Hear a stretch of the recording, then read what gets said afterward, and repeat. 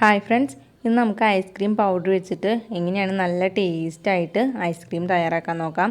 അപ്പോൾ വളരെ എളുപ്പമാണ് ഇതുണ്ടാക്കാനായിട്ട്. അതേപോലെ തന്നെ നല്ല ടേസ്റ്റുള്ള ഒരു ഐസ്ക്രീം തന്നെയാണിത്. അപ്പോൾ നമുക്ക് നോക്കാം ഇതെങ്ങനെ ഉണ്ടാക്കാമെന്ന്. അപ്പോൾ ഞാനിവിടെ 100 ഗ്രാം ഐസ്ക്രീം പൗഡർ എടുത്തിട്ടുണ്ട്. അപ്പോൾ ഇതൊരു ബൗളിലേക്ക് ഇട്ടിട്ട് മാറ്റി വയ്ക്കാം. ഇനി നമുക്ക് പാല് ഒന്ന് ചൂടാക്കാനായിട്ട് വെക്കാം. അപ്പോൾ ഞാനിവിടെ 1/2 ലിറ്റർ പാലാണ് എടുത്തിരിക്കുന്നത്.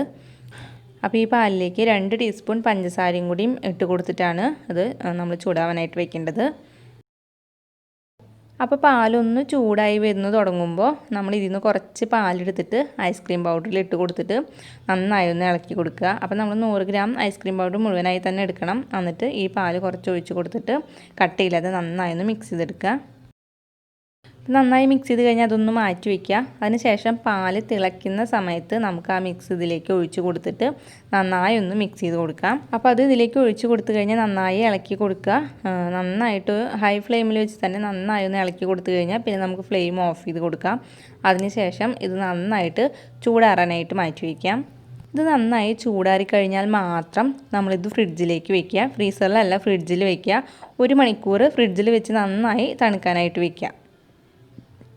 ഫ്രിഡ്ജിൽ വെച്ച് 1 മണിക്കൂർ നന്നായി തണുത്തതിന് ശേഷം നമ്മളിത് മിക്സിയുടെ ജാറിലോ അല്ലെങ്കിൽ ഒരു ബീറ്ററോ വെച്ചിട്ട് നന്നായി ഒന്ന് അടിച്ചെടുക്കണം. ഞാനിവിടെ ബീറ്റർ വെച്ചിട്ടാണ് അടിച്ചെടുക്കുന്നത്. മിക്സിയുടെ ജാറിലിട്ട് അടിച്ചെടുത്താലും മതി. അപ്പോൾ നന്നായി അടിച്ചെടുത്ത് കഴിഞ്ഞാൽ പിന്നെ നമുക്ക് സെറ്റ് ആവാനായിട്ട് വെക്കാം. അപ്പോൾ ഞാൻ ഇതുപോലെ ഒരു ഡപ്പയാണ് എടുത്തിരിക്കുന്നത്. ഇതിലേക്ക് ഞാൻ അത് ഒഴിച്ച് കൊടുത്തിട്ട് ഫ്രീസറിൽ വെക്കുകയാണ്. ഒരു 3 മണിക്കൂർ ഫ്രീസറിൽ വെച്ച് കൊടുക്കുക. അതിനുശേഷം നമ്മൾ ഫ്രീസറിൽ നിന്ന് എടുത്തിട്ട് വീണ്ടും ബീറ്റർ വെച്ചിട്ടോ അല്ലെങ്കിൽ മിക്സിയുടെ ജാർ വെച്ചിട്ടോ ഒന്നും കൂടി നന്നായി ഒന്ന് അടിച്ചു കൊടുക്കുക. അതിനുശേഷം ഇതേ ഡപ്പയിൽ തന്നെ വീണ്ടും അടച്ചു വെച്ചിട്ട് ഫ്രീസറിൽ തന്നെ വീണ്ടും 3 മണിക്കൂർ വയ്ക്കാം. പിന്നെ അതിന് ശേഷം 3 മണിക്കൂർ കഴിയുമ്പോൾ വീണ്ടും നമ്മൾ എടുത്തിട്ട് മിക്സിയുടെ ജാറിലോ അല്ലെങ്കിൽ ബീറ്റർ വെച്ചിട്ട് വീണ്ടും അടിച്ചു കൊടുക്കുക. അങ്ങനെ നമ്മൾ 2 തവണ 3 മണിക്കൂർ ഇടവിട്ടിട്ട് മിക്സിയുടെ ജാറിലിട്ടിട്ട് അല്ലെങ്കിൽ ബീറ്റർ വെച്ചിട്ട് അടിച്ചെടുക്കണം. അപ്പോൾ 2 തവണ നമ്മൾ ബീറ്റ് ചെയ്ത് കഴിഞ്ഞിട്ട് ഫ്രീസറിൽ വെച്ച് കൊടുക്കുക. എന്നിട്ട് പിന്നെ നമ്മൾ ഓവർനൈറ്റാണ് സെറ്റ് ചെയ്യാനായിട്ട് വെക്കേണ്ടത്. അല്ലാതെ എനിക്ക് ഒരു 6-7 മണിക്കൂർ സമയമെടുക്കും ഇത് സെറ്റായിട്ട് കിട്ടാനായിട്ട്. അപ്പോൾ ഇങ്ങനെ ചെയ്യുമ്പോഴാണ് ശരിക്കും നമുക്ക് നല്ലൊരു ഐസ്ക്രീം കിട്ടുള്ളൂ. നമ്മൾ ഫസ്റ്റ് തന്നെ ഫ്രീസറിൽ വെച്ചിട്ട് നമ്മൾ എടുത്ത് നോക്കുമ്പോൾ തന്നെ നമുക്ക് മനസ്സിലാവും ശരിക്കും ഐസ്ക്രീമിന് ഒരു ടെക്സ്ചർ വന്നിട്ടുണ്ടാവില്ല. അതുകൊണ്ടാണ് നമ്മൾ വീണ്ടും അത് മിക്സിയുടെ ജാറിലോ അല്ലെങ്കിൽ ബീറ്റർ വെച്ചിട്ട് അടിച്ചെടുത്തതിന് ശേഷം വെച്ച് കൊടുക്കുകയാണെന്നുണ്ടെങ്കിൽ പിന്നീട് 3 മണിക്കൂർ കഴിഞ്ഞ് എടുത്ത് നോക്കുമ്പോഴേക്കും നമുക്ക് കുറേശ്ശെ ഒരു ഐസ്ക്രീമിൻ്റെ ടെക്സ്ചർ വന്ന പോലെ തോന്നും. അങ്ങനെ 2 തവണ നമ്മൾ ഇതുപോലെ ചെയ്തിട്ട് വെക്കുകയാണെന്നുണ്ടെങ്കിൽ ശരിക്കും നമുക്ക് നല്ലൊരു ഐസ്ക്രീം തന്നെയാണ് കിട്ടുക.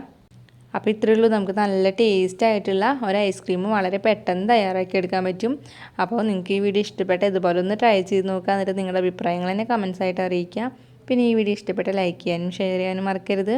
പിന്നെ ഈ ചാനൽ പുതിയതായിട്ടാണ് നിങ്ങൾ കാണുന്നതെങ്കിൽ പ്ലീസ് ചാനൽ ഒന്ന് സബ്സ്ക്രൈബ് ചെയ്യണേ. അപ്പോൾ ഇനി വേറൊരു വീഡിയോ ആയിട്ട് കാണാം. അതുവരേക്കും എല്ലാവർക്കും ബൈ.